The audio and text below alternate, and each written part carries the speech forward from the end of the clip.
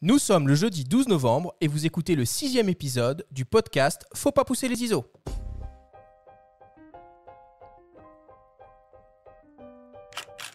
Vous écoutez Faut pas pousser les ISO, le nouveau podcast entièrement dédié à l'image pour tous les passionnés de photos et de vidéos.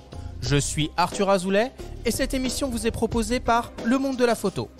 Cette semaine, nous allons préparer notre liste de cadeaux au Père Noël. Cette émission spéciale guide d'achat de boîtier vous donnera toutes les clés pour bien choisir l'appareil photo qui vous convient et vous faire plaisir sur cette fin d'année. Nous vous proposerons aussi en fin d'émission un tirage au sort pour tenter de gagner 4 bons d'achat d'une valeur de 100 € à valoir sur le site fox.fr.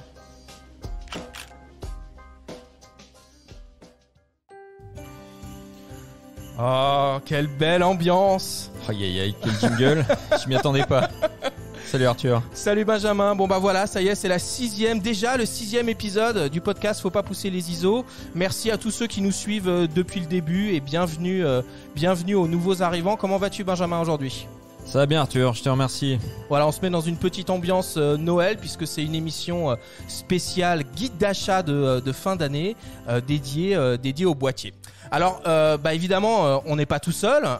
On a déjà de très beaux invités, les meilleurs spécialistes français pour nous aider à vous conseiller sur les meilleurs boîtiers à acheter sur cette fête de fin d'année. Alors, je vais présenter tout le monde. Déjà, il y a toi, évidemment, Benjamin, en tant que rédacteur en chef du magazine lemondedelaPhoto.com.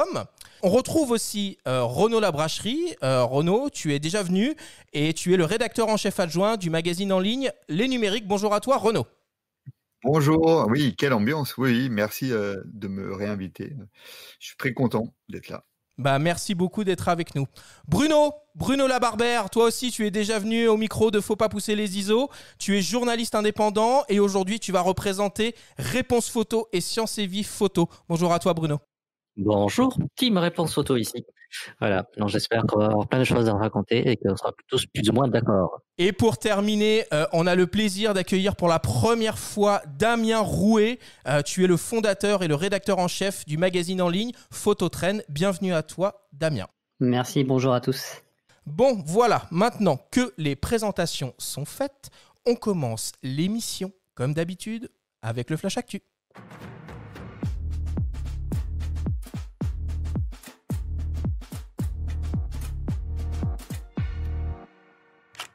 Cette semaine dans le Flash Actu, Nikon dévoile le thème du prochain Nikon Film Festival. DJI lance un nouveau drone, Tamron fête ses 70 ans et on apprend la tenue du prochain CP+, au Japon en février 2021. Le Flash Actu vous est présenté par Fox.fr, le nouveau site des spécialistes de l'image. Je suis un jeu. Voici le thème de la 11e édition du Nikon Film Festival. Ceux qui veulent tenter leur chance et espérer faire partie des 50 finalistes et pourquoi pas même remporter un ou plusieurs des 11 prix qui seront décernés jusqu'au 13 janvier prochain pour envoyer leur film. C'est un jury d'exception que Nikon a réuni. Il sera présidé par Éric Judor qui sera accompagné entre autres par Alice Belaïdi, Louise Bourgoin, Jonathan Cohen ou encore Reda Kateb. Pour tout savoir sur ce festival, rendez-vous sur le site festivalnikon.fr. DJI lance le renouvellement de son drone de poche avec le Mini 2. Très simple à utiliser pour un débutant, le Mini embarque un module caméra sur une nacelle stabilisée 3 axes capable de réaliser des vidéos en 4K à 30 images par seconde. Le drone tient dans la main repliée et ne pèse que 250 grammes. Il offre une autonomie de vol de plus de 30 minutes, une altitude maximale de 4 km et une portée de 10 km. Le DJI Mini 2 est proposé à partir de 459 €. Cette année, la société Tamron fête ses 70 ans et se tourne vers un avenir rayonnant avec un nouveau slogan. Focus on the Future. La société créée en 1950 sous le nom de Tassai Optical Equipment Manufacturing a commencé avec une petite équipe de 13 personnes. Le premier produit que Tamron a lancé était une paire de jumelles et sa première optique, une focale fixe 135 mm f4.5 en monture T. Le premier zoom est arrivé peu de temps après, c'était un 95-205 mm f6.3.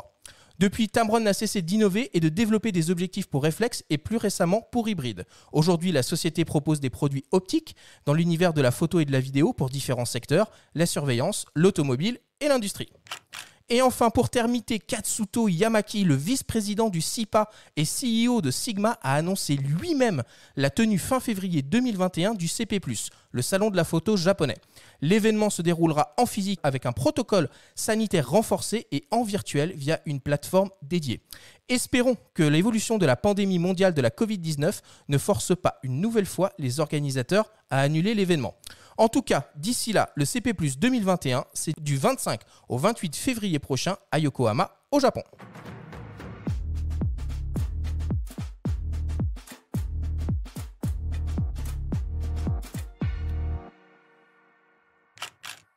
Alors vous, les spécialistes du CP+, vous y croyez sur le fait que ce sera tenu cet événement fin février prochain ? Ça serait une bonne nouvelle en tout cas. Hein. Ouais, clairement, faudrait. Après, ça y est, il y a des vaccins qui commencent à arriver. À mon avis, ça va être un peu juste, mais bon, à mon avis, ça va être un salon très japonais.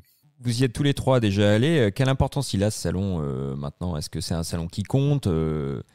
Comment ça se passe sur place ? Moi, je ne saurais pas dire parce que j'y suis allé l'année dernière et en fait non, j'y suis pas allé puisque ça a été annulé quelques jours après que j'ai acheté mes billets.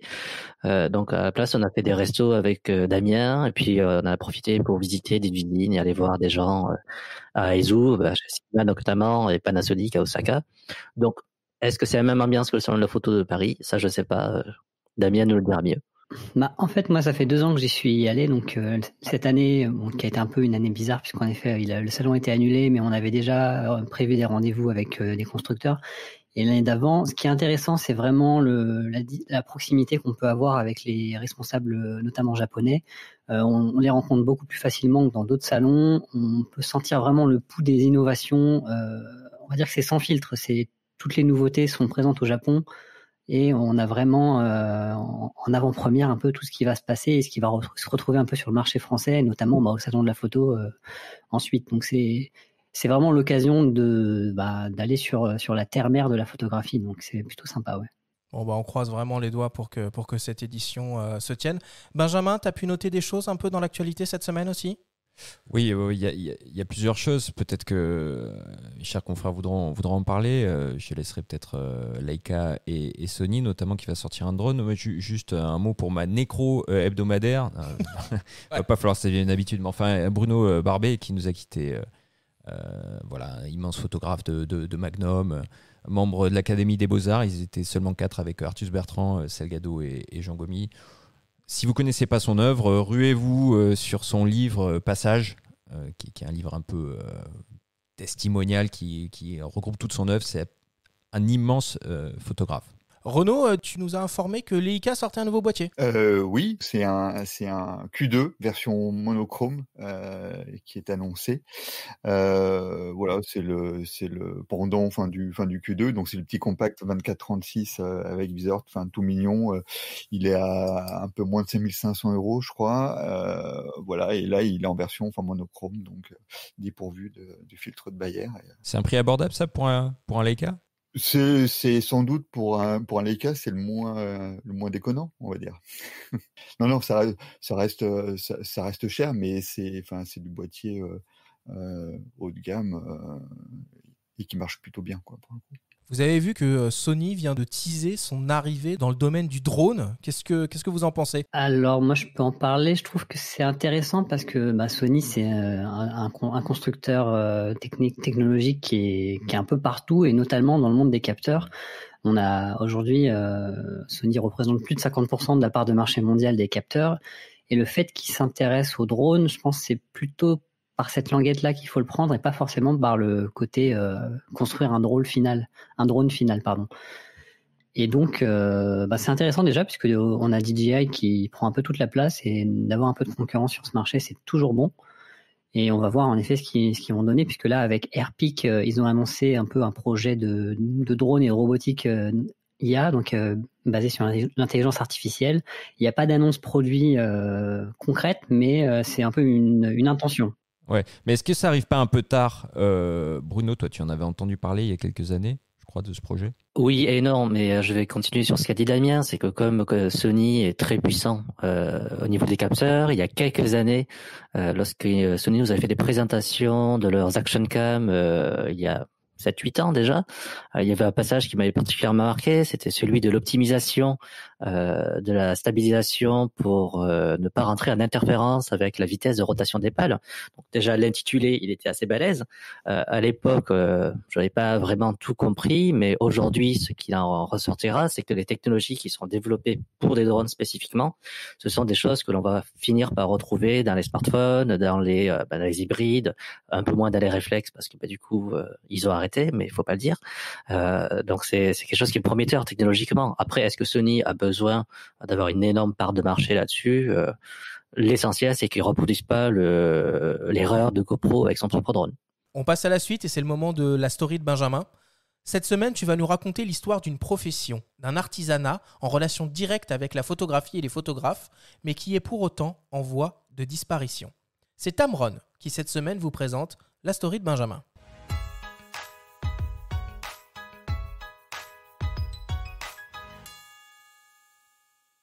Pour un tireur, surtout, ne jamais trahir le photographe, ni la photographie. Une profession de foi, mise en lumière par Marc Donadieu, conservateur en chef au musée de l'Élysée à Lausanne, en introduction du livre « Le tirage à main nue ». Fondateur de la Chambre Noire à Paris, il y a 24 ans, Guillaume Jeunesse nous invite dans les coulisses de son métier de l'ombre. Un artisanat précieux qu'il est un des derniers à exercer en France. Il a côtoyé les plus grands.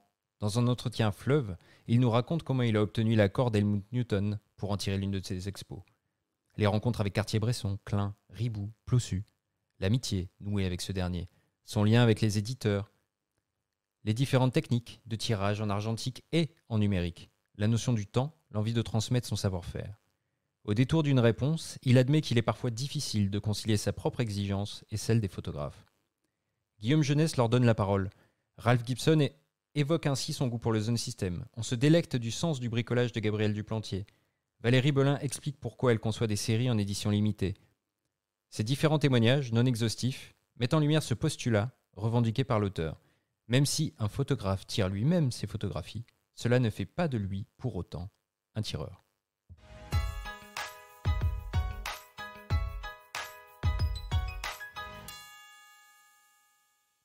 Benjamin, où est-ce qu'on peut retrouver tous ces témoignages ? Alors, c'est un bouquin édité par La Main Donne, qui est un petit éditeur indépendant en France, qui produit régulièrement, 3 à 4 fois par an, des petits bijoux. Et il faut absolument lire ce bouquin qui recèle de nombreux textes passionnants, à la fois de photographes et de Guillaume Jeunesse. Donc, on peut voir un petit court-métrage sur Arte de 3 minutes. On le voit en train de tirer quelques noirs et blancs. C'est vraiment assez passionnant de l'écouter parler de son métier qui est devenu très très rare pour le coup. Moi, je me rappelle dans ma jeunesse, je faisais un peu de tirage argentique noir et blanc et j'y prenais beaucoup de plaisir. Vous en faites, vous, du tirage argentique ? Moi, j'essaie de scanner mes négatifs. Mais le problème du tirage argentique, surtout quand on habite à Paris, c'est qu'il faut une certaine place, ce qui n'est pas forcément évident. Et je regrette très très fort le laboratoire Self-Color qui avait des agrandisseurs et toute la chimie en libre service et qui malheureusement a fermé ses portes. Renaud, t'en fais un peu toi ? T'as déjà essayé ? Oui. Enfin, moi, j'en avais fait avec mon papa qui m'avait initié au tirage fin noir et blanc. Mais c'est vrai que là, ça fait pas mal d'années que non, j'en fais plus du tout. Ah, moi, c'est un peu pareil. J'ai découvert ça dans ma jeunesse, vraiment, quand j'étais... c'est un des éléments qui m'a donné envie de faire de la photographie. Et aujourd'hui, j'ai toujours cette ambition de refaire un peu d'argentique et de tirer mes propres images. Donc, c'est toujours quelque chose que j'essaie de faire. Donc là, je vais essayer, dans les bonnes résolutions de l'année prochaine, je pense. Mais c'est vrai que c'est vraiment le côté magique de voir apparaître les photos. C'est quand même... quelque chose, et c'est vrai que ça reste, c'est assez prégnant pour le coup. Ça marche. Bon, on attaque le sujet principal de cette émission, je vous le rappelle, une émission spéciale guide d'achat de Noël consacrée au boîtier. Alors voilà, cette année, vous avez décidé de vous faire plaisir pour Noël et de vous offrir un nouvel appareil photo. Bon, avant de vous lancer dans le choix de votre futur précieux, il est important de vous poser quelques questions pour affiner votre sélection et trouver l'appareil qui correspond le mieux à votre usage. Chaque rédaction invitée proposera sa sélection dans différentes catégories d'usage et on demandera également l'avis à des magasins spécialisés, Fox Reims, Foxtan, Miss Numérique et Images Photolion. Alors, ma première question, elle est pour toi, Damien. Selon toi, quelle est la première chose à laquelle il faut réfléchir quand on veut s'offrir un nouvel appareil photo? Déjà, je dirais vraiment c'est l'usage. Qu'est-ce que tu vas faire avec cet appareil photo? Est-ce que tu veux faire de la photographie de sport? Est-ce que tu veux faire du portrait? Est-ce que tu veux faire de la photo de nuit? Est-ce que voilà, vraiment c'est quel va être ton usage, parce que ça va influencer ton choix. Et ben après, bien sûr, il y a aussi le budget, hein.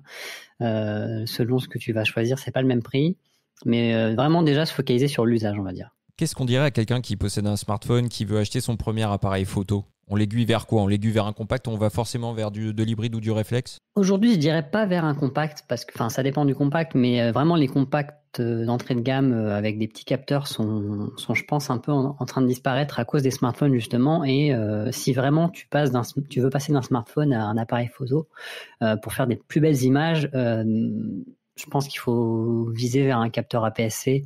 Alors, il y a des compacts à capteur APS-C qui sont intéressants, mais voilà. L'idée, c'est de passer sur un plus gros capteur pour avoir un effet de bokeh, une meilleure qualité d'image, une meilleure montée en sensibilité, etc. Je pense que déjà pour quelqu'un qui vient du smartphone, mon premier conseil, ce serait d'essayer de pousser son smartphone au maximum. Pour qu'il voit de lui-même quelles sont ses limites, s'ils sont des limites en termes de réactivité, s'ils sont des limites en termes de cadrage, s'ils sont des limites en termes de sensibilité, parce que on va pas se le cacher. Aujourd'hui, on fait du super photo avec des smartphones et des fois, c'est pas indispensable d'investir de nouveau plusieurs milliers d'euros, enfin au moins centaines d'euros dans un hybride. Après, bon, on va dire que c'est une histoire d'affinité, puisque dans l'absolu, ils font tous plus ou moins la même qualité d'image, et quelqu'un qui n'a pas forcément d'éducation photographique verra pas tout de suite les bénéfices en termes d'ergonomie ou en termes de qualité d'image. Alors moi, je pense que peut-être avant même de commencer à réfléchir à l'usage, il y a 2 questions qu'il faut se poser. La première, c'est finalement, est-ce que c'est un premier appareil photo ou est-ce que c'est un renouvellement? On peut se poser la question, est-ce qu'il y a déjà des optiques qu'on va pouvoir réutiliser sur son nouvel appareil? Et puis, simplement, quel type d'appareil nous séduit le plus? Parce que finalement, bon, voilà, on peut tout aussi bien faire du reportage avec un hybride, un réflexe ou un compact. Donc, je pense que le premier point, c'est de se dire, bon, voilà, je me sens plus attiré par l'univers des hybrides, l'univers des réflexes ou l'univers des compacts. Ouais, alors, moi je voulais faire rebondir sur le fait des personnes qui veulent approfondir leur technique photo en passant d'un smartphone, qui effectivement maintenant font de superbes photos et les font même très très bien de manière automatique. Après, c'est vraiment une question d'investissement dans la photo. Et moi, ce que je trouve de primordial dans cette approche-là, pour moi, c'est la visée. Et ça, c'est vraiment pour moi l'élément différenciant. C'est-à-dire qu'on va aller vers un cadre nettement plus maîtrisé. On n'est plus à regarder les bras tendus son écran, et on va pouvoir mettre l'œil dans un viseur. Et pour moi, c'est vraiment toute la différence. Donc c'est vrai que le compact, pour moi, c'est pas vraiment une solution, parce qu'en fait, on joue dans la même catégorie, je dirais presque. Pourtant, tu as des compacts avec viseur, il me semble. Oui, il y en a, mais ils sont tout petits, ils sont pas pratiques. Oui, t'en as bien sûr. Les RX100, à partir de la version 3, je crois, avait embarqué. Et puis t'en as. T'as le X100, de Fuji, qui en ont, mais c'est vrai que c'est déjà sur un autre modèle de compact pour le coup. Est-ce que ça veut dire les viseurs électroniques, ils sont arrivés à maturité aujourd'hui? On peut dire ça vraiment? Vous avez mis l'œil d'ailleurs dans l'œil de la l'A7S3 qui bat le record avec 9 millions, plus de 9 millions de points. Franchement, le viseur de la l'A7S3, c'est une merveille. Pour avoir mis juste mis l'œil, on n'a pas pu encore le tester, mais en effet, on a une qualité, un confort qu'on n'a pas trouvé encore sur les autres hybrides, hein, je trouve. Effectivement, c'est assez impressionnant de définition, mais en vrai, ce qui frappe le plus, c'est la taille du viseur. Moi, ça me rappelait vraiment certains viseurs de moyen format, tellement c'était large. Par contre, en termes de définition et de résolution pure, par rapport à un viseur de 5 millions, de 3 millions, j'ai pas vu d'énormes différences. Et surtout, le gros problème, c'est que Sony ne maîtrise pas encore parfaitement la colorimétrie de son viseur. Je préfère largement celui d'un EOS R5 et même celui d'un EOS R6 qui est plus subtil dans les dégradés, dans le rendu des couleurs. Sony, là, pour le coup, est encore un peu brutal et exploite pas parfaitement la dalle. Alors, vous parlez des viseurs électroniques. C'est un peu la tendance, hein, évidemment, avec le développement des appareils hybrides. Mais le réflexe a encore une belle place sur le marché de la photo. Et moi, mon sentiment, c'est que c'est une très belle manière aussi d'entrer dans la photographie que de choisir un réflexe avec un viseur optique. Une très belle manière et puis surtout une manière plus économique. Hein. Parce qu'aujourd'hui, la majorité des hybrides, c'est pas donné. Hein, quand tu regardes par rapport au réflexe, et on en parlera peut-être plus tard du marché de l'occasion, acheter un réflexe un peu d'occasion mais qui n'a pas beaucoup de déclenchement, c'est quand même aussi une bonne affaire. Hein. Alors, moi, le problème que j'ai avec les réflexes, c'est surtout les réflexes d'entrée et de milieu de gamme pour lesquels les viseurs sont souvent au rabais. Et du coup, on a certes un viseur optique, mais qui est pas aussi lumineux et impressionnant et pratique qu'on pourrait l'avoir avec un viseur électronique. Et sur les réflexes, si vous montez assez haut sur des boîtiers semi-pro, expert et tout ça, pour avoir de la vraie visée à 100%, vraiment confortable, à moins d'aller chez Pentax. Mais là, c'est notre problème. Ok, bon bah écoutez, on va passer maintenant aux sélections produits. On revient dans quelques secondes après une publicité. C'est le moment de prendre son temps et de développer sa créativité avec Nikon. Vivez votre passion et créez avec audace.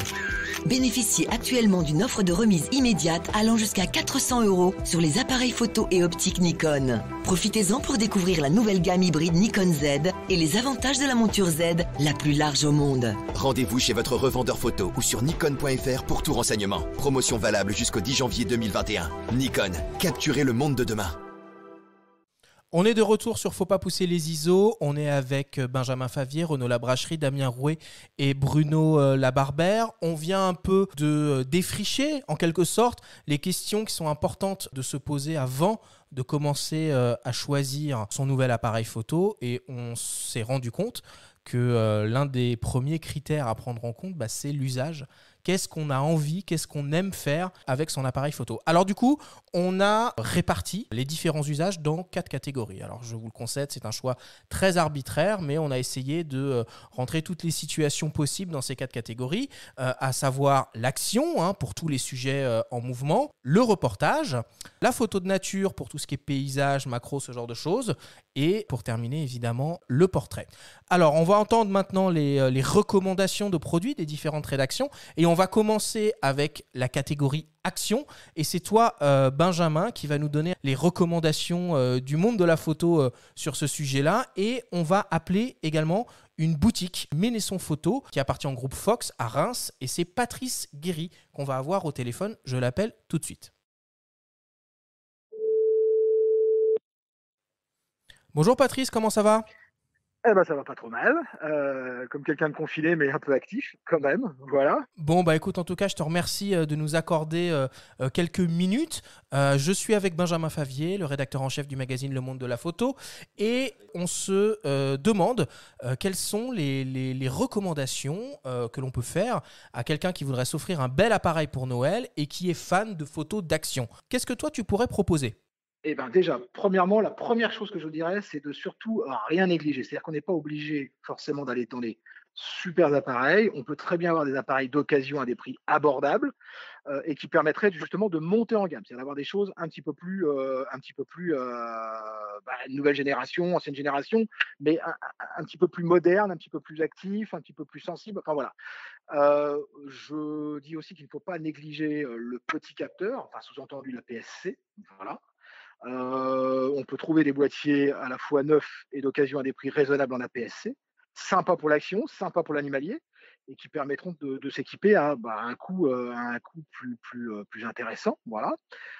Pourquoi pas une partie neuve, pourquoi pas une partie occasion. Donc pareil, on peut trouver des justes milieux à des budgets très sympas. On peut aussi ne pas négliger le micro 4 tiers comme Olympus. On en a déjà parlé une première fois. C'est intéressant parce que on a des coefficients multiplicateurs plutôt pas mal pour de la chasse animalière. Et surtout, il y a des produits qui sont assez fantastiques, hein, à la fois en termes de sensibilité. Je pense à Olympus, je pense à Panasonic pour le micro 4 tiers, Olympus M1 Mark II, qui est un boîtier qui est en fin de vie, mais qui a toujours ses adeptes et technologiquement toujours assez moderne. Voilà. Nikon aussi, Nikon Z50 en termes d'hybride plutôt pas mal. Nikon en réflexe aussi, je pense au 7005, je pense au D500 qui sont des produits plutôt fantastiques et toujours d'actualité. Canon, voilà, Canon fait des M50 qui sont des entrées de gamme et qui peuvent être intéressants, un peu plus limités en termes d'objectifs, mais bon, qui peuvent permettre de démarrer et de se faire la main. Voilà. Ok, super, merci. Et toi, Benjamin, du coup, tu as quelque chose à ajouter à cette première sélection que nous a fait Patrice ? Oui, alors je retiens deux choses qui me plaisent particulièrement. On parle beaucoup d'hybride 24-36. Là, j'entends les mots petit capteur, j'entends les mots occasion. J'irai vers ces deux courants-là, c'est-à-dire garder un petit peu de monnaie pour investir dans l'optique plus tard. Donc, j'irai parfaitement, même sur du réflexe, voilà. Un D500, un D7500 chez Nikon, ça reste très, très valable. Moi, le D500, je l'ai beaucoup utilisé. Vraiment, j'ai pas raté de photo avec. C'est vraiment un autofocus vraiment redoutable, une construction très, très robuste, un bon viseur. En hybride, en micro 4 tiers, j'irai sur du G9, le Lumix G9, avec l'écran supérieur qu'on voit de moins en moins sur les hybrides et qui, moi, en tout cas en photo, m'aide beaucoup. Le viseur que je trouve très abouti, le viseur OLED de 3,68 millions de pixels, la construction très robuste, donc vraiment un bon boîtier, la double stab qui marche très très bien. Idem pour les Olympus, je te rejoins sur le M1 Mark II, qui est moins onéreux que le Mark III pour le coup, mais qui marche remarquablement bien. Voilà, ne pas oublier un choix d'optique phénoménal chez Olympus et Panasonic. Hein, et voilà, totale. Et on peut en plus alors permuter de l'un à l'autre. Bon, on perd la stab optique quand on passe de l'un à l'autre, on n'a pas la double stab, mais les deux se complètent très bien. Il y a un point sur lequel j'aimerais insister, c'est que parfois on a tendance à regarder la cadence, notamment sur les hybrides. Il faut faire attention. Une cadence très rapide, il faut aussi tenir compte de la visée en direct. C'est-à-dire que, je vais prendre un exemple. Si on prend un Fuji, mettons X-T3, allez, qui annonce une cadence de 11 images secondes, en fait, la visée réelle sera plutôt de 8 images secondes. Visée réelle, qu'est-ce que ça veut dire ? Ça veut dire qu'on aura un suivi en direct du sujet dans le viseur, un peu comme dans un réflexe. Donc attention à ça. Attention aussi au phénomène de rolling shutter en visée électronique avec un obturateur électronique. C'est-à-dire une déformation de l'image quand on fait un balayage, un mouvement panoramique, quand on suit un sujet rapide. Voilà, je ne vais pas trop rentrer dans les détails, mais attention quand même à ces phénomènes-là qui sont très modernes et qui sont liés à l'électronique. Ça veut dire que les réflexes ont toujours leur mot à dire. Et voilà, et donc on revient sur l'occasion, sur le réflexe, qui reste une valeur à ne pas négliger, en tout cas dans le domaine dont on parle, qui est l'action avec la photo animalière, la photo de sport. Super. Bah écoute, merci Benjamin, merci Patrice pour tes conseils avisés. Comment ça se passe la boutique en ce moment, Patrice ? Bah c'est très simple, hein, click and collect, prise de rendez-vous, appel, visio, formation à distance. Ok.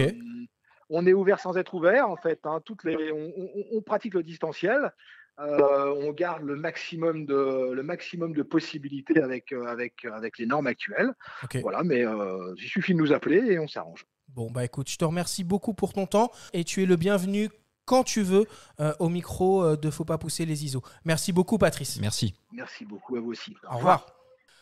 Bon bah voilà, maintenant qu'on a les conseils avisés sur la catégorie action, on va passer maintenant à la catégorie reportage. Et c'est toi, Renaud, qui va t'y coller pour le magazine Les Numériques. Et on va appeler une seconde boutique, un second magasin Fox qui est situé à Tahann, je ne sais pas trop comment on le dit, qui est une ville juste à côté de Mulhouse. Et on appelle Jean-Michel Galmiche. Oui, allô ? Bonjour Jean-Michel, c'est Arthur pour Faut pas pousser les ISO. Oui, bonjour Arthur, comment ça va ? Ça va très bien et toi ? Ça va, écoute. Je suis avec Renaud Labracherie, le rédacteur en chef adjoint du magazine Les Numériques, et on se demande quelles seraient vos recommandations pour quelqu'un qui souhaiterait s'offrir un bel appareil photo et qui adorerait faire du reportage. Jean-Michel, est-ce que tu aurais une idée un peu de produits à recommander dans cet usage-là ? Alors bien sûr, oui, si le Père Noël est généreux cette année, il y a 2 produits qui sont un petit peu mes coups de cœur. Chez Nikon avec le Z6 II équipé d'un 24-70 en ouverture f4.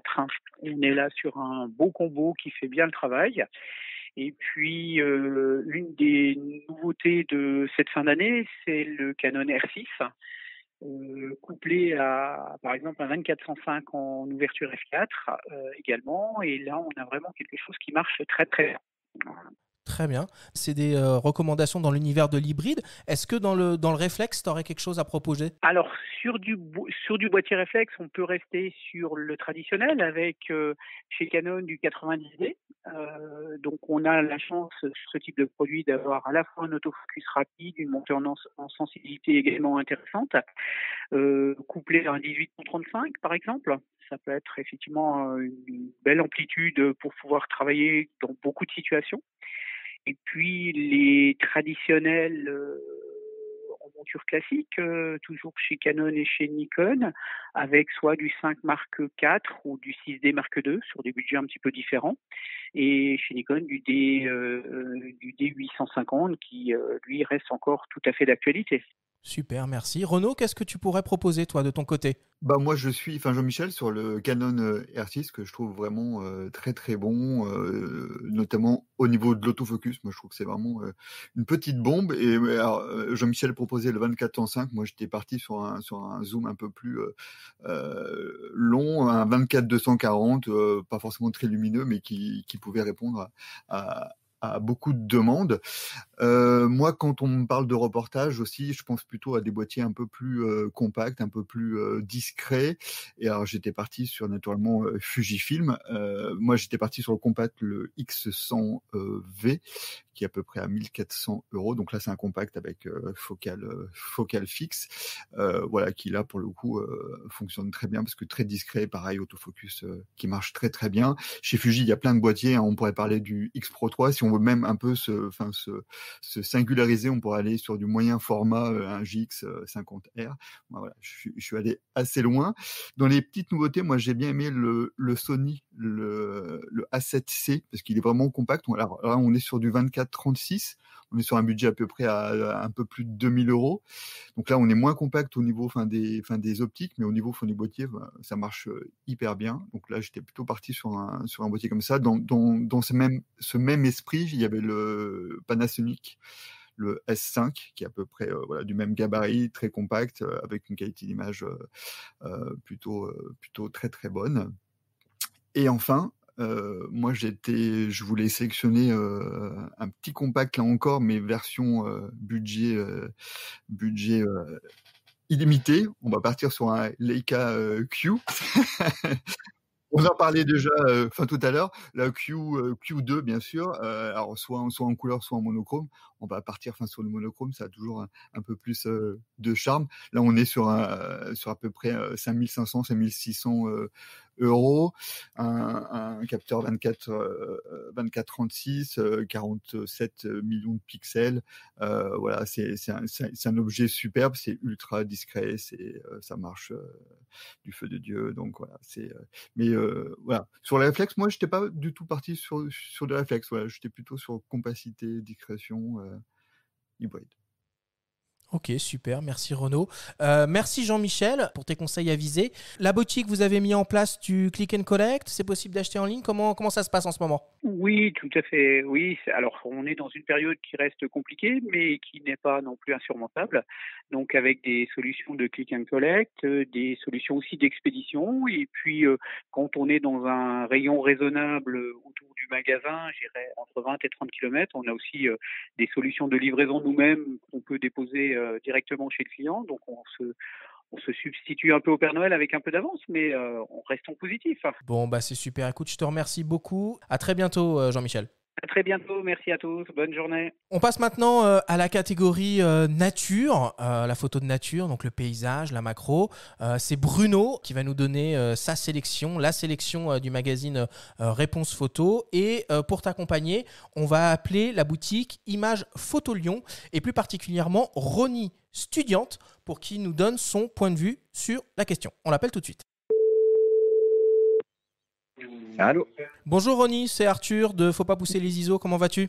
Bonjour Arthur, ça va et toi? Bah écoute, ça va très bien. Je suis avec Bruno Labarbère du magazine Réponse Photo et on se demandait quelles seraient les meilleures recommandations pour quelqu'un qui serait fan de photos de nature, qui voudrait s'offrir un bel appareil photo pour Noël. Qu'est-ce que tu pourrais toi proposer?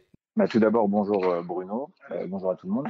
Alors, après, au niveau du choix du matériel pour la photo de paysage, c'est vrai qu'il y a plusieurs caractéristiques assez importantes qui sont à prendre en compte et qui vont permettre de déterminer un choix entre des appareils plus ou moins importants, du réflexe, de l'hybride, voire aussi du compact. C'est vrai que très souvent, les photographes paysagistes vont être à la recherche de définition, donc avec un nombre de pixels relativement important pour pouvoir ensuite avoir de la matière, soit pour adapter le cadrage dans un second temps, soit pour pouvoir également imprimer le cas échéant leurs images en grand format. Donc c'est vrai que c'est déjà une recherche, une remarque que l'on a souvent. De la même façon, la dynamique d'image est aussi quelque chose qui est très recherché, puisqu'en fonction de la composition, en fonction des conditions dans lesquelles la prise de vue va être faite, ça va permettre de pouvoir derrière non seulement avoir différentes nuances au niveau de luminosité, mais aussi et surtout de pouvoir, pareil, en post-traitement, plus facilement pouvoir récupérer certaines données. Ces deux points-là, me semble, sont aussi et obligatoirement liés à la taille du capteur. Alors, c'est là où on va pouvoir effectivement faire un peu des différenciations sur les produits entre des réflexes ou des hybrides qui aujourd'hui offrent la possibilité d'aller vers du plein format, qui est clairement, si on en a la possibilité financière, peut-être le choix le plus abouti. Mais sinon, on a aussi des solutions que l'on peut proposer sur de l'APS-C, sur du micro 4 tiers éventuellement aussi, voire si on souhaite avoir un compagnon de route dans sa poche ou presque en permanence, des compacts experts avec du capteur 1 pouce. Bon, si on rentre dans le vif du sujet du coup, qu'est-ce que tu pourrais proposer concrètement comme produit?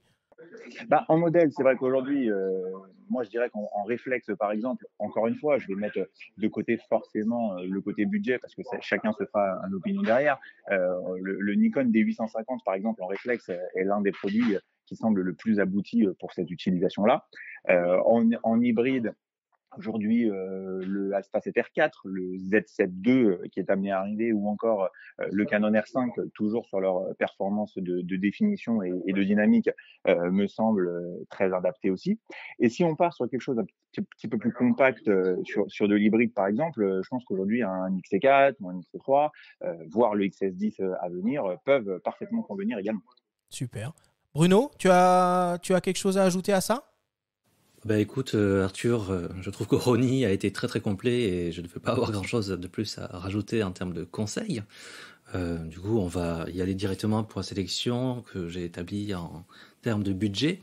Donc, je suis très content que Ronnie ait parlé de compact expert parce que c'était quand même des petits appareils légers qui ont l'avantage de ne pas faire mal au dos quand on doit se balader plusieurs kilomètres loin en forêt, en montagne ou en race campagne. Et je recommanderais du coup pour un budget de 500-600 euros le Panasonic Lumix TZ200 qui est en compact à capteur 1 pouce et à zoom 15 fois, donc qui commence à 24 et qui va jusqu'à 360 mm, qui permet de faire des très bonnes images et qui a tout de ce qu'on pouvait rêver d'un bridge il y a quelques années, mais en version qui tient dans la poche. Avec un budget un peu plus élevé, on peut commencer à s'intéresser aux hybrides et tout particulièrement à des modèles micro 4 tiers, notamment chez Olympus, l'OMD EM5 Mark III, ou alors chez Lumix, Panasonic, le G9, qui ont tous deux des capteurs de 20 millions de pixels, mais qui surtout bénéficient d'une stabilisation du capteur et de mode super définition, donc qui par déplacement permettent de générer des RAW de 82 millions de pixels environ. Donc pour des gens qui font du paysage et même de la macrophotographie, ça permet d'obtenir des fichiers de très haute qualité avec énormément d'informations sans forcément aller sur des boîtiers beaucoup plus onéreux, dirons-nous. En plus, les deux ont des fonctions plutôt sympas. Chez Olympus, donc on a le design et notamment des choses comme le live composite qui peuvent être intéressantes pour des photographes de nuit. Et chez Panasonic, la vidéo est beaucoup plus poussée puisqu'il fait de la 4K en 60p. Et c'est dans l'air du temps, c'est quelque chose qui peut vraiment permettre d'aller plus loin dans son usage photographique, nature, macrophotographie. Avec un budget un peu plus élevé encore, on va atteindre la barre des 1600-1700 euros et on peut aller sur de l'APS-C, notamment le Fujifilm X-T4 et son excellent capteur, la technologie X-Trans, qui a deux avantages. Le premier, c'est une restitution des couleurs qui est vraiment exceptionnelle, surtout avec les couleurs d'automne que nous avons en ce moment et puis les couleurs d'hiver qui vont arriver. C'est Fujifilm qui quand même a une grosse expérience de l'émission du film qui, à mon avis, produit les images les plus flatteuses et en même temps les plus poétiques aujourd'hui sur le marché. Donc c'est un appareil photo que je recommande chaleureusement, d'autant plus que le capteur se tient très bien à monter en sensibilité, donc jusqu'à 6400, 12800 ISO, il reste très stable. Et pour les gens qui pratiquent la photographie nature par manque de luminosité, ça permet de photographier assez tard encore, surtout que récemment ils ont sorti un objectif qui aura f1, mais ce n'est pas le sujet du jour. En poussant encore un petit peu au-dessus de 2000 euros, on peut aller sur des sur des hybrides 24-36 et tout particulièrement le Lumix S5, toujours de Panasonic, qui a certes un capteur de 24 millions de pixels, mais qui, comme son petit frère G9, propose un mode super définition qui permet de générer des fichiers de 96 millions de pixels. Donc on commence à être sur du vraiment balèze.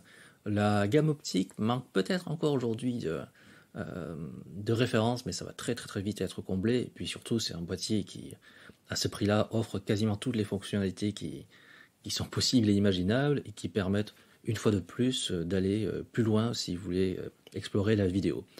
Enfin, comme Ronnie a déjà évoqué la facette R Mark IV, qui est le boîtier le plus défini aujourd'hui, toutes catégories confondues, enfin capteur 24-36 du moins, j'aurais tendance à recommander soit chez Canon l'EOS R5 qui est une pure merveille, ou alors, pour prendre le contre-pied de tout le monde, essayer de trouver un Alpha 7S Mark II, puisque l'Alpha 7S Mark III vient de sortir, ou alors directement le Mark III, qui certes n'ont que 12 millions de pixels, mais sont surtout excellents en très très haute sensibilité.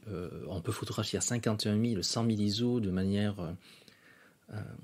bluffante, vraiment, comme si on était en plein jour, et pour de la photographie animalière, pour de l'affût, pour de la nature, et pour bêtement un paysage au clair de lune, ce sont des options à considérer.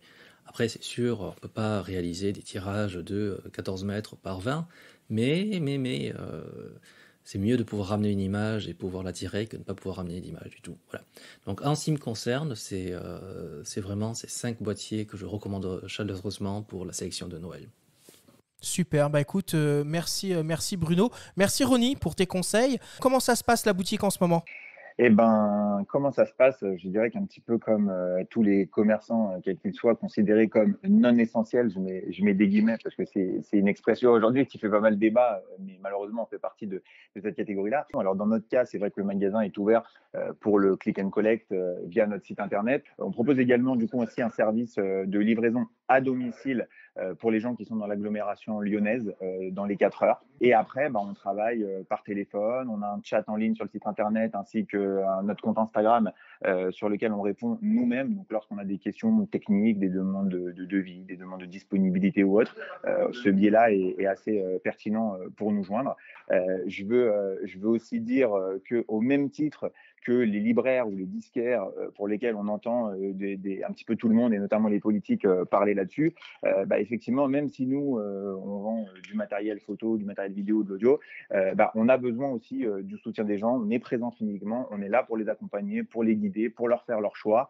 Et en plus de ça, c'est important à préciser aussi, on n'est pas, alors que ça peut être parfois une idée reçue, on n'est pas plus cher en termes de prix que ce qu'on peut trouver sur Internet, et on a l'accompagnement qui est là en plus avec. Voilà. Donc, dans le même esprit, je terminerai aussi sur ça. On va mettre en place, toujours pareil, via nos réseaux sociaux, Facebook ou Instagram, des lives tous les mercredis et tous les vendredis, dans lequel le but est de pouvoir échanger à la fois avec les personnes qui seraient présentes sur le live, mais aussi sur lequel on va recevoir un invité pour parler matos. Donc, on va avoir, par exemple, là, ce vendredi, Stéphane Couchou, qui va venir nous parler de son expérience avec le Canon R5. On va avoir aussi, dans un autre style, Jérôme de la chaîne Nowtech, qui va nous parler de son expérience expérience avec la marque Peak Design. François de Explique-moi encore qui va parler de sa bascule Sony vers Nikon. Voilà, donc tout ça, on va essayer de mettre dans une ambiance assez bon enfant là-dessus et permettre à la fois de se divertir et aussi que les gens nous oublient pas et sachent que les magasins physiques, on est toujours là. Super. Bah écoute, merci beaucoup Ronnie et j'espère qu'on aura l'occasion de t'entendre de nouveau au micro de Faut pas pousser les ISO. À très bientôt. Avec plaisir. À très bientôt. Bonne journée à tous et bon courage. Ok, bah il est temps maintenant de passer à la catégorie portrait. Et c'est toi, Damien, qui va nous guider sur cette catégorie d'usage et nous donner la sélection de Phototrend. Pour t'accompagner, on va appeler Nicolas Fonbaron de la boutique Miss Numérique. On l'appelle tout de suite.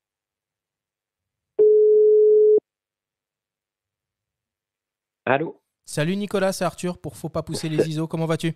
Salut Arthur, ça va et toi? Bah écoute, ça va très bien. Je te remercie de nous accorder un petit instant. Je suis avec Damien Rouet, rédacteur en chef et fondateur du magazine en ligne Phototrend. Et on se demande quelles seraient vos préconisations pour quelqu'un qui aimerait s'offrir un bel appareil photo sur la fin de l'année et qui serait particulièrement adepte de l'exercice du portrait. Bah déjà, bonjour Damien. Après, ça va dépendre du budget, ça dépend de l'approche client qu'on va avoir aussi.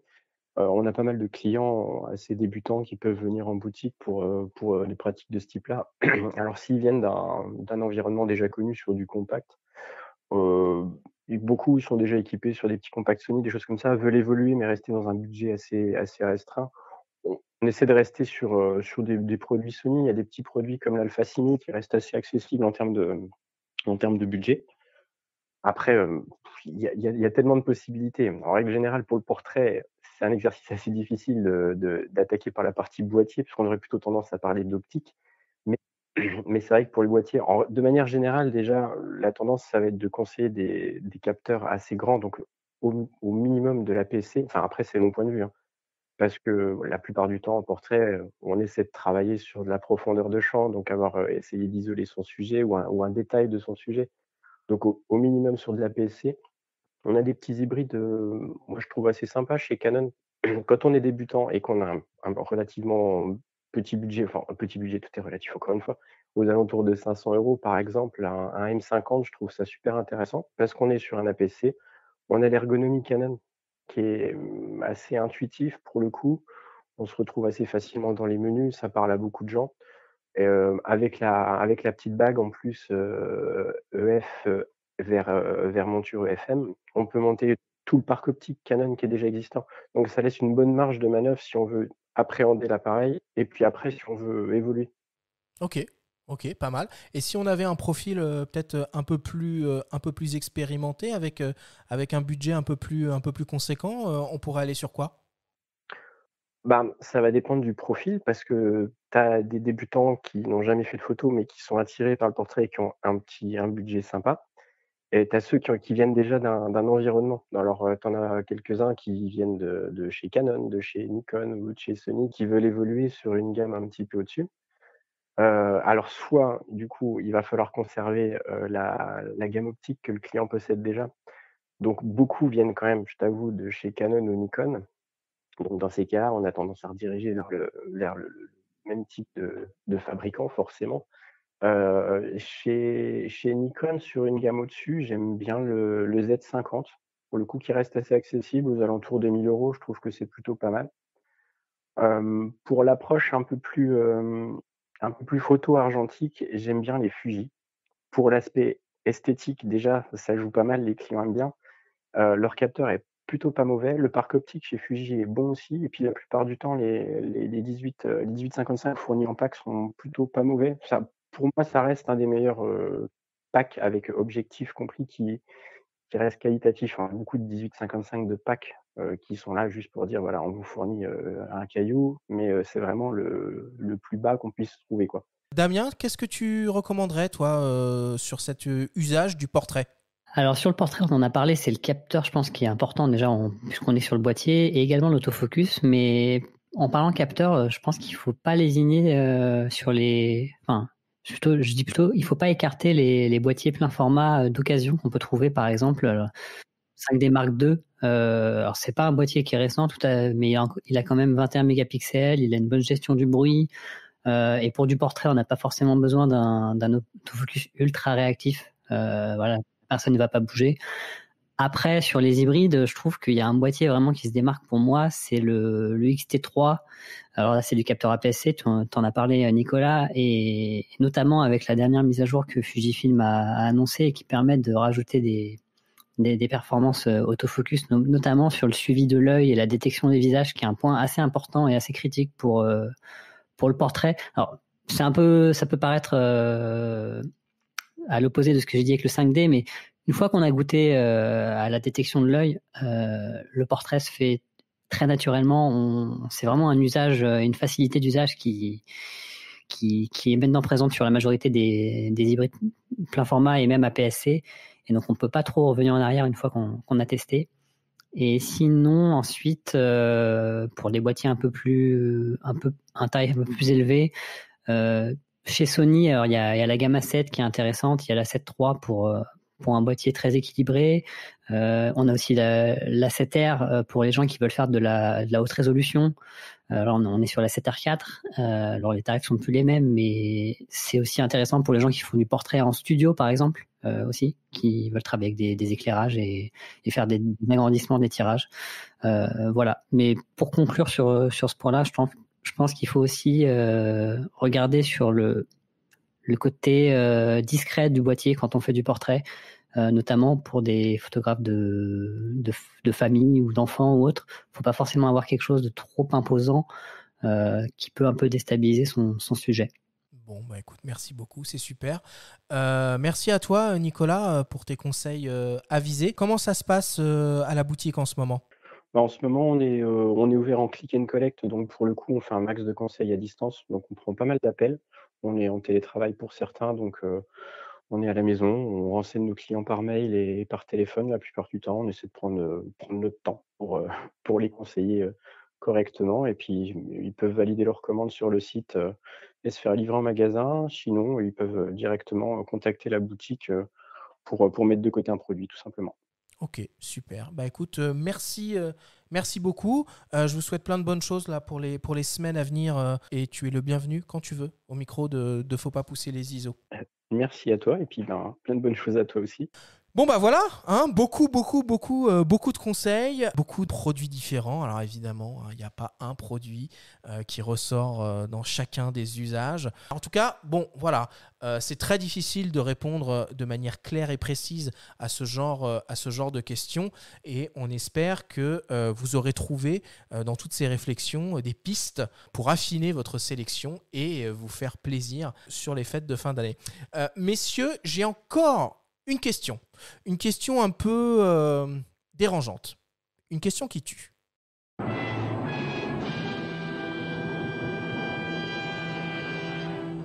Alors écoutez-moi bien. Si un boîtier devait résumer l'année écoulée, ce serait lequel ? Damien, à toi l'honneur. Ça va être difficile, ça. Je dirais le Lumix S5 de Pana qui change un peu les choses pour Panasonic. En été, ils ont lancé les S1 et S1H et S1R qui sont 3 boîtiers plein format hybrides très intéressants mais très très très encombrants.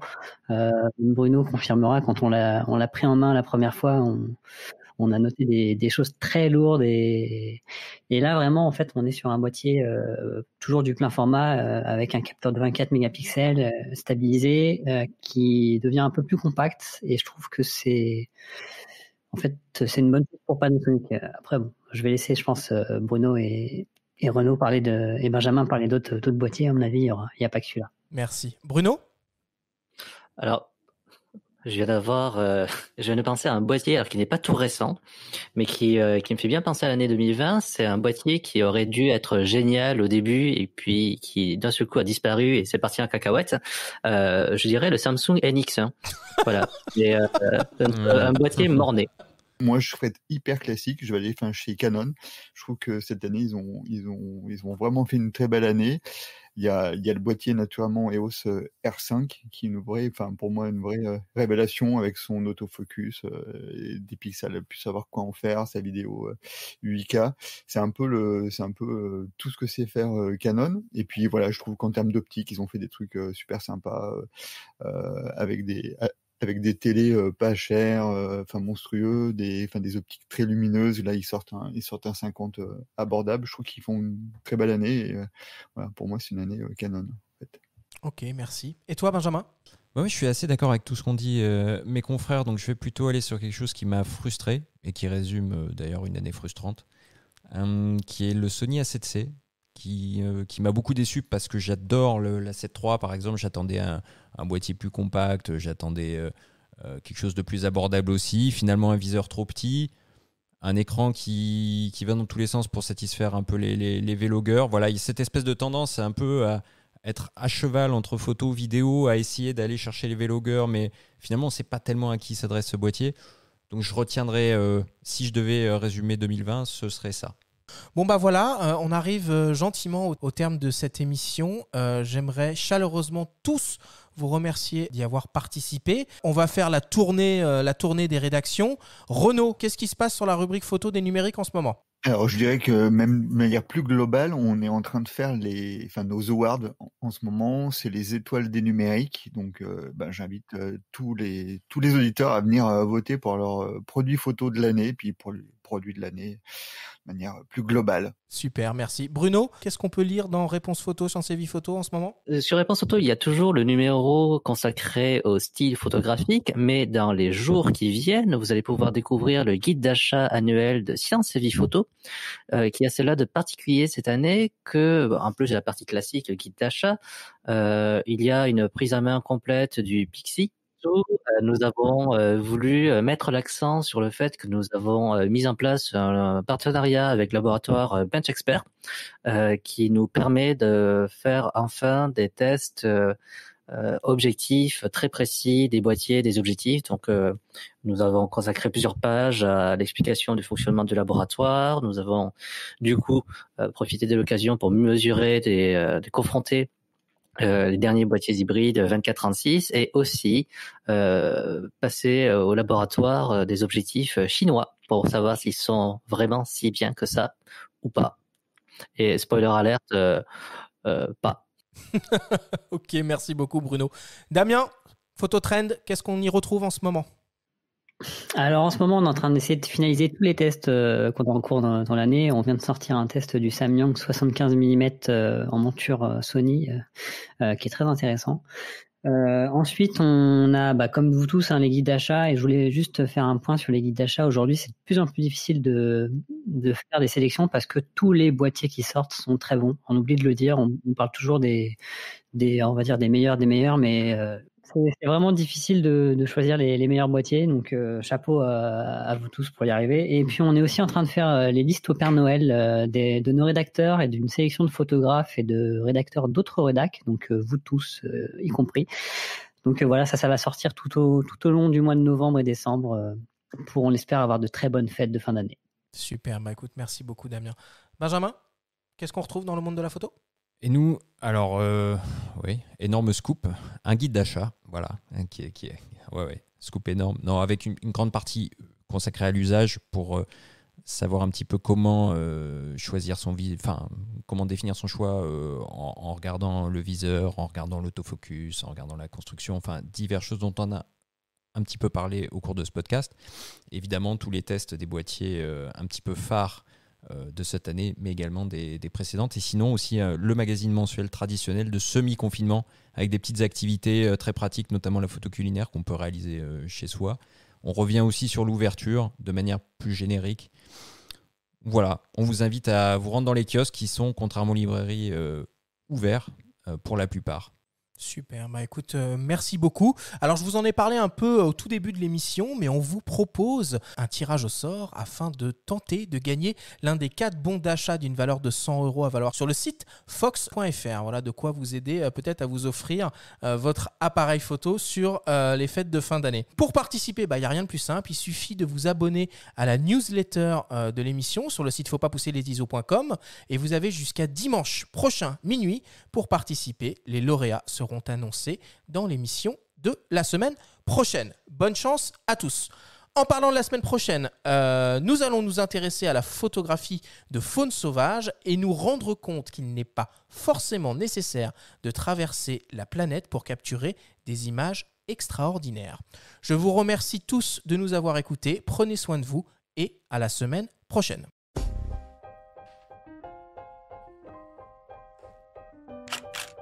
C'était Faut pas pousser les ISO, le podcast entièrement dédié à l'image pour tous les passionnés de photos et de vidéos. Abonnez-vous à notre chaîne et retrouvez l'intégralité de nos émissions depuis toutes les plateformes comme Spotify, Apple Podcasts, Google Podcasts, Deezer et YouTube. Rendez-vous jeudi prochain pour un nouvel épisode. D'ici là, faites de la photo et n'oubliez pas, faut pas pousser les ISO.